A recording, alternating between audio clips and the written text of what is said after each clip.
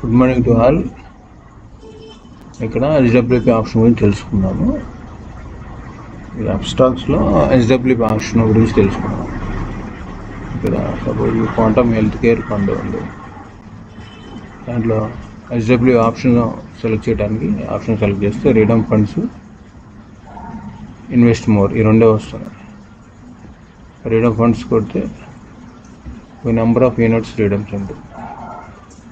Number of units to redeem 1 unit 2 units అంత depending on units. మనం ఎన్ని units select చేస్తాం అన్ని యూనిట్స్. సపోజ్ 1 యూనిట్ సెలెక్ట్ చేస్తాం. ఇది కరెంటు ఎన్ఏవి ఎంత 15.5732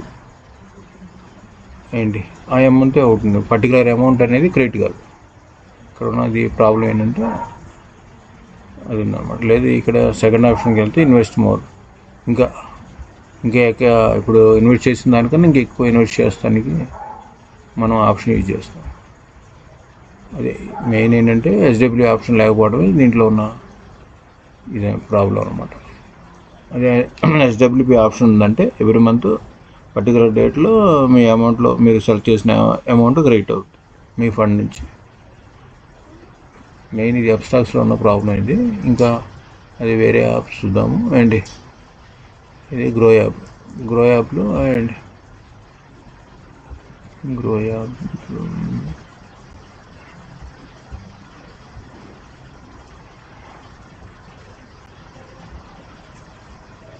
HDFC large and mid cap.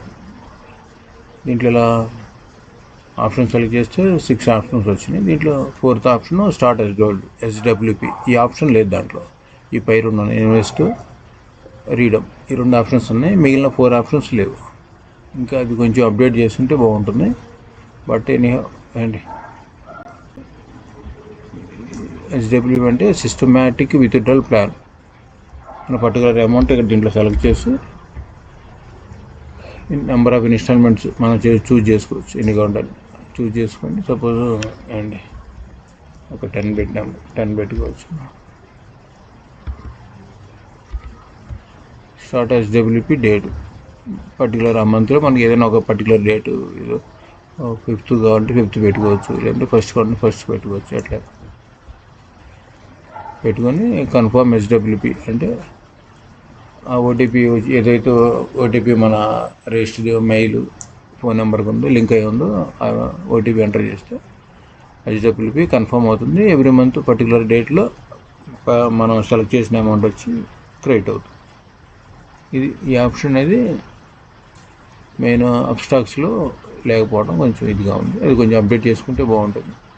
Invest చేసిన తర్వాత ఆప్షన్ లేకపోతే మళ్ళీ రీడమ్ కట్టుకోవాల్సి వస్తుంది పరిస్థితి వస్తుంది. ఎవ్రీ మంత్ రీడమ్ చేసుకుంటూ ఉండాలి. ఆ రీడమ్ ప్రాసెస్ని మనం మానిటరింగ్ చేసుకోవాల్సిన పరిస్థితి వస్తుంది. అది ఎస్డబ్ల్యూ ఆప్షన్ అంటే ఆ ట్రబుల్ ఉండదు అనమాట. Okay, bye.